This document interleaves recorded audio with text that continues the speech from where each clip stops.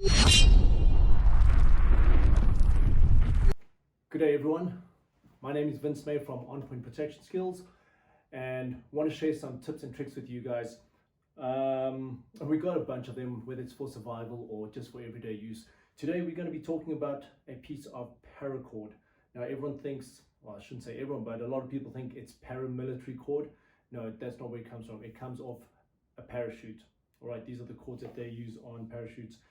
There are multiple strands in there that make this an extremely strong piece of cord. So what I've done is I've measured out about 1 meter, and that's what I want. And so this is what we're going to do. We're going to create an adjustable lanyard, and this is how you do it.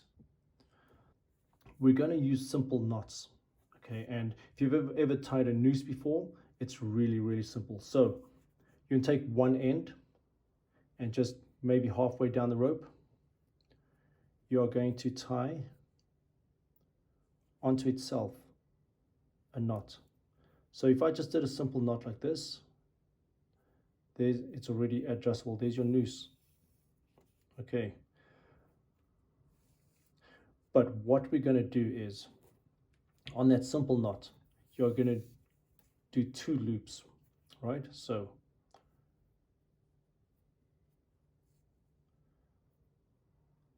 tie 1, and then I'll go through that loop again and pinch the opposite side and pull the end. Okay, so there's my adjustable lanyard.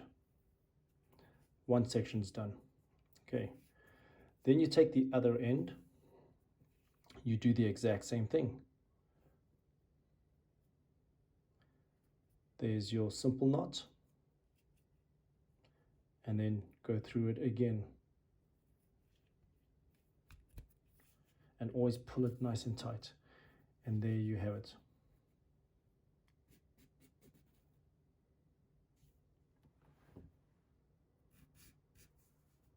There you go. There's your adjustable lanyard, your 2 knots. Okay, and I can open it up again. There you go. Right, so what I use this adjustable lanyard for, there's just a multitude of them. So firstly, I'm going to use it as a lanyard, or like say a necklace. Now on my vest here, I have a flashlight. This is the Trustfire L2 that I did the review on. You can choose to leave this on you, right?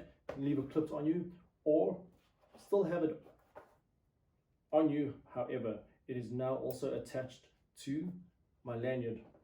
So if I need to deploy it, just pull it out of the molly slips, and here we go. Activate it, but your hands are free. Okay, you don't always have to constantly have the flashlight in your hand when you're doing stuff. Really all depends on the application, what you're doing with it. Okay, so you want to have your hands free as often as you can. Now, if I'm chasing somebody, or if I'm chasing a suspect, what happens is I find previously if I'm using a flashlight and I need to jump over a wall, I lose a bit of grip because I've still got the flashlight in my hand, or it slows me down because I had to put it back in my pocket or attach it to the molly slips, and while I'm running, I have to concentrate on putting this back, so it does slow me down a little bit. Here's the other thing you can do. Take it off your neck and attach it to your wrist. That's how easy it is. Now your flashlight is attached to your wrist. You've got an extended weapon, if you want to call it that. Flashlight is still accessible. Not only that, you can still apprehend the person by dropping it, grabbing onto the person, or apprehending, and you still have your flashlight on you. The other thing is, if I need to jump a wall, exact same thing. I can drop it and proceed to jump the wall, and it's still attached to me. Now, we're going to talk about a restraint device as well. If I really have to, I can use this as a restraint device on the wrist, even though it's a small section. Believe it or not, we have used this quite a bit. Okay, so there's the adjustable lanyard as I mentioned before. Now, this is obviously a little more expensive flashlight. I'm going to use one of my cheaper ones. Let's just put the lanyard back on me. Now, if you're dealing with a power outage, or if you're going to an area that's dark and you need to use your hands, and you actually need both your hands. So this little flashlight has an LED on the sidebar as well. There you go, pretty bright.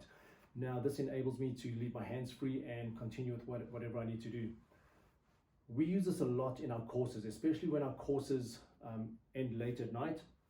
We're done teaching, we've packed up all our gear, and we've got, sometimes we're walking out with about 8 to 10 bags.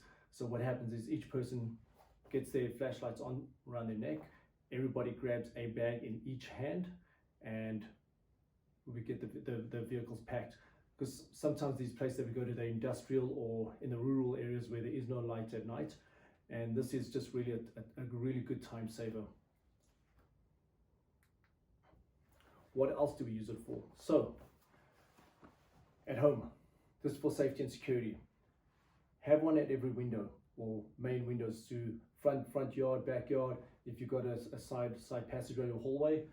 And what happens is, if a suspect jumps the wall and you need to go look for a flashlight and you come back, how do you know where that suspect is gone, right? Also, while you were gone, how do you know how many more suspects jumped the wall?